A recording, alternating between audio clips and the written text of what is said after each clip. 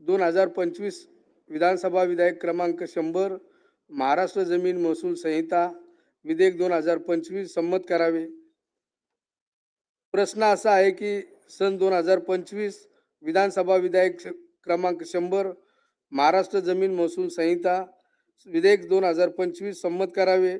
अनुकूल असतील त्यांनी होय म्हणावे, प्रतिकूल असतील त्यांनी नाही म्हणावे। होयचे बहुमत, होयचे एकमत, होयचे एकमत विधेयक संमत झाले। हे विधेयक क्रमांक 100 सभागृहाच्या वरिष्ठ सदस्यांनी माननीय जयंत पाटील साहेब, वडेट्टीवारजी, भास्करराव जाधवजी आपण सर्वांनी एकमताने मंजूर केल्याबद्दल मी आपले आभार मानतो। सन 2025 चे विधानसभा विधेयक क्रमांक 101। महोदय, मी आपल्या अनुमतीने सन 2025 चे विधानसभा विधेयक क्रमांक 101 हैदराबाद इनामे व रोख अनुदाने रद्द करण्याबाबत विधेयक 2025 विचारात घ्यावे असा मी आपल्या अनुमतीने प्रस्ताव मांडतो। अध्यक्ष महोदय, छोटासा प्रस्ताव आहे। प्रस्ताव असा आहे भास्करराव की सन 1955 चा हैदराबाद अधिनियम क्रमांक 8 आहे, याच्या कलम 6 ची एक थोडी सुधारणा अशी आहे की छत्रपती संभाजीनगर, जालना, परभणी, नांदेड, हिंगोली, बीड, लातूर, धाराशिव, चंद्रपूरमध्ये राजुरा, मान्य वडेट्टीवारजी, यामध्ये जे रहिवासी क्षेत्रामध्ये 70,000 लोक राहतात, 70,000 परिवार आहेत आणि गावठाण आहेत आणि राजुरा शहर आहे। या शहर सर्व वर्ग 2 आणि या ठिकाणी मदसमाज जमिनी दाखवल्या आहेत। आता कायदा तर आपण केला, पण हे गावठाणे जे आहेत, ज्यामध्ये मी जिल्ह्याचं वाचन केलं, 70,000 परिवार असे आहेत जे या गावठाणामध्ये आहेत आणि राजुरा शहर आहे नगरपालिका। आता याचे वर्ग 2 आणि जमिनी या जुन्याच नावाने राहिलेल्या आहेत, त्या वर्ग 1 करून देणे। त्यांचे जे घर 400-400 वर्षापूर्वीचे जुने गावठाण आहेत, त्यांचे घर त्यांच्या नावाने होत नाहीये या कायद्याच्या अडचणीमुळे।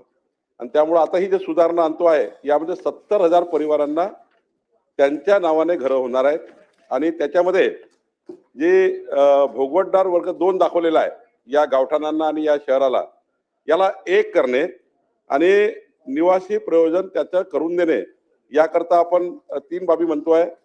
त्यांच्याकडे जुनं विक्री खत आहे, कुणाकडे त्या ठिकाणी बक्षीसपत्र आहे, कुणाकडे भाडेपट्टा आहे, पण क्लास 2 आहे, क्लास 1 नाही आहे। 400-400 वर्षापूर्वीचे गावठाण आहेत, पण आता आपण या ठिकाणी वर्ग 1 करताना हे राजुरा आणि हे सर्व गावठाण यामध्ये एकही पैसा घ्यायचा नाही, अधिमूल्य माफ करायचं आणि अधिमूल्य माफ करून करायचं। दुसरं, याच्याने फायदा काय होणार आहे, त्यांच्या नावानं ते प्लॉट आणि घर होणार जे गावठाण आहे। त्यानंतर त्यांना स्थानिक प्राधिकरणाकडनं नवीन बांधकाम करायचं असेल घराचं, त्यांना आता परवानगी देता येईल। त्यांना परवानगीच मिळत नाही नवीन बांधकाम करायचं असेल तर, 400-400 वर्ष जुने घर आहेत, बँकेकडून कर्ज मिळत नाही क्लास 2 असल्यामुळं। आणि त्यामुळं आता याच्यानंतर हस्तांतरणाला कुणाची परवानगीची गरज पडणार नाही आपण हा विधेयक मंजूर केल्यावर, आणि 70,000 भूधारक या ठिकाणी याला हा फायदा होणार आहे। यामध्ये आपण एक पुन्हा जे आता नाही आहे ते आणण्याचा प्रयत्न करतोय। सकाळी माझ्या लक्षात आलं की फक्त विक्रीपत्र असेल, फक्त बक्षीसपत्र असेल, फक्त भाडेपट्टा असेल त्यांचंच होईल, बाकीचं काय। पण आता आपण याच्यामध्ये ऍड करतोय आता आपल्या परवानगीने सर्व सभागृहाच्या, जर त्यांच्याकडे ग्रामपंचायत मध्ये 8 मध्ये नोंद असेल आणि नगरपालिकेच्या डॉक्युमेंट मध्ये जर नोंद असेल तरी त्यांचं क्लास 1 करून द्यावं, अशी एक पुन्हा याच्यामध्ये मी ऍडिशन आता करण्याचा प्रयत्न करतोय।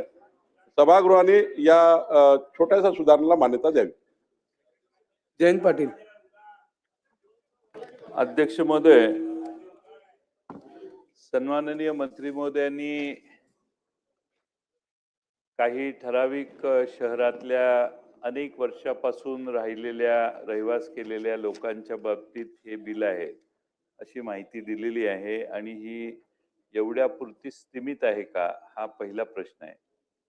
अनेकांनी विशेषतः मराठवाड्यामध्ये देवस्थानच्या जमिनी लाटण्याचं काम केलेलं आहे आणि देवस्थानच्या जमिनी लाटून त्या वर्ग 2च्या वर्ग 1 करून, त्या विक्री करून, त्याचे डेव्हलपमेंट करून विल्हेवाट केलेली आहे। त्यांच्यासाठी हे बिल आहे अशी माझी शंका आहे। आपण त्यांना 50% केलं. मागच्या वेळी विधानसभेचं अधिवेशन मागचं मंत्रिमंडळ जे होतं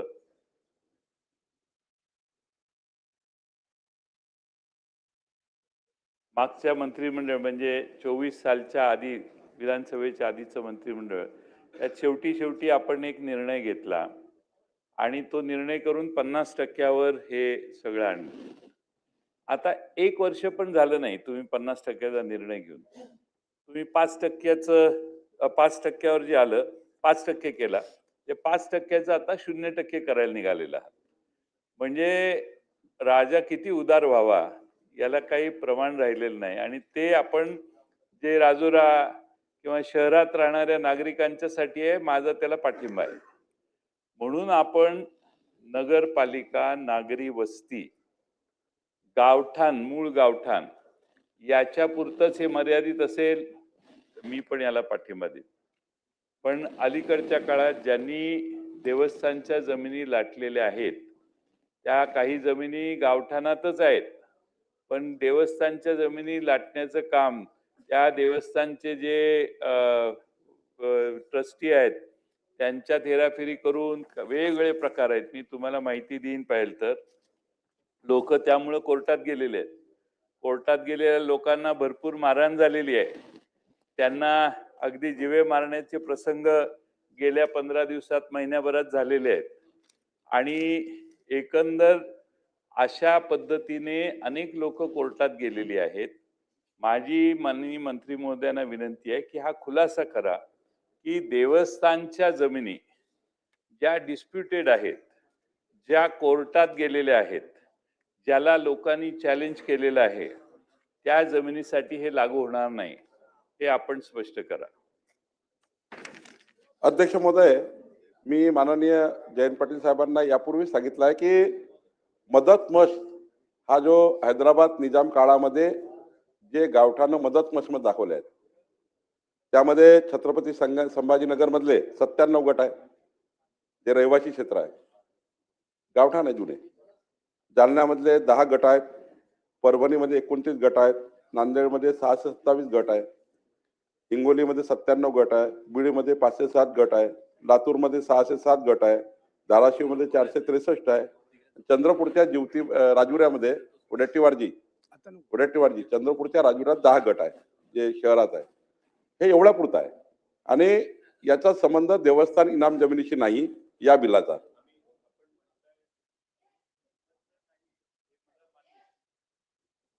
चालू करा अध्यक्ष. संबंध नाही हे मला मान्य आहे. म्हणून आपण जे गट सांगितले ते आपण उद्या पटलावर ठेवावेत. त्यापुरतं मर्यादित असावं. त्यातला कुठलाही गट हा देवस्थानच्या कोर्टात ज्या केसेस चालू आहेत त्याच्यातला नसावा, याची जबाबदारी महसूल मंत्री म्हणून आपण घ्यावी. जयंत पाटील साहेब, मी आपल्याला स्पष्टपणे सांगतो, यातला एकही गट हा देवस्थान इनाम जमिनीमधला नाही, हा मदत मश मधला आहे. आणि हे सर्व गावठाण आहेत, हे रहिवासी क्षेत्र आहे, हे कुठलंही खाजगी क्षेत्र नाही आहे आणि छोटे छोटे गावठाण आहेत. आणि त्यामुळं जे तुम्हाला माहिती पाहिजे ते उद्या पटलावर ठेवतो आणि कुठल्याही पद्धतीने आपण जी शंका व्यक्त केली आहे त्या शंकेत याच्यात वाव नाही. त्या जागांसाठी ह्या बिलाचा वापर होणार नाही, याचं एवढं एकदा आश्वासन रेकॉर्डला द्या. फक्त या बिलाचा वापर फक्त 1955च्या हैदराबाद अधिनियमामध्ये जे हे गावठाणामध्ये गट आले आहे एवढाच आहे. या व्यतिरिक्त या बिलाचा काही संबंध कुठल्या गटाशी नाही आणि त्यामुळं सभागृहाने एकमताने याला मान्यता द्यावी. अर्जुन खोतकर. अध्यक्ष महोदय, माननीय महसूल मंत्री महोदय, माननीय महसूल मंत्री महोदयाचे मी मनापासून आभार व्यक्त करतो की त्यांनी अत्यंत खूप गरीब सामान्य लोकांच्या संदर्भातला हा विषय या ठिकाणी आणलेला आहे. अध्यक्ष महोदय, माझी एक त्यामध्ये संजय जरा 2 मिनिट थांब, बोलून द्या. महत्वाचा विषय, खूप महत्वाचा विषय अध्यक्ष महोदय, की त्यांनी एका बैठकीमध्ये आमच्या जालन्याच्या 42 नोंदणीकृत झोपडपट्ट्याच्या संदर्भातला त्यांनी प्रश्न निकाली काढला आणि तो सर्वे सुरू झाला. आणि आज माझ्या माहितीप्रमाणे 8,000 लोकांचा सर्वे पूर्ण झाला, 42 झोपडपट्ट्या. माननीय जयंतरावनी जी शंका उपस्थित केली त्या पलीकडचं आहे. माननीय मंत्री महोदय की आता हे 42 झोपडपट्ट्या तर होणारच होणार तुमच्या आदेशाने.